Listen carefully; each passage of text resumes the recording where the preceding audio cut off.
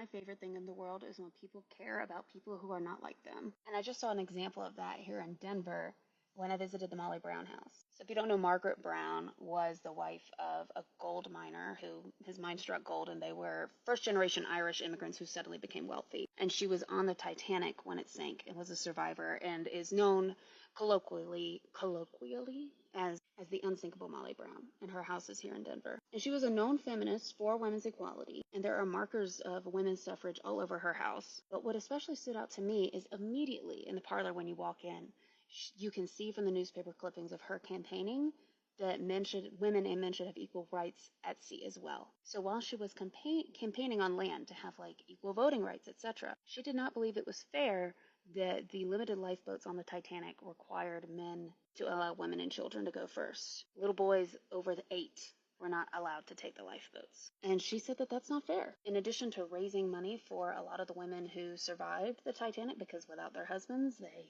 really didn't have income, she campaigned that we have to let all of those gender norms go, which I found really fascinating. She's also an interesting character from a class standpoint, because as a lot of you probably know, a lot of the third class on the Titanic died as well, because who got the lifeboats first? Of course, first and second class. But she also navigated the world very interestingly with her social mobility story of being a poor Irish immigrant and then suddenly being wealthy, and that she did a lot to appear cultured and to, like, she learned like 4 or 5 languages. She traveled a lot. That's part of why she was on the Titanic. And she was very proud and happy to be in elite society. And yet you could see little things like her struggle with navigating this new class and appreciating being there, and as well as trying to educate the world that she was around about people who were different than them. And that's part of why she apparently learned languages and traveled and told stories and sent them around the newspaper and donated to build churches and such, as she believed in making other cultures more known around her front door.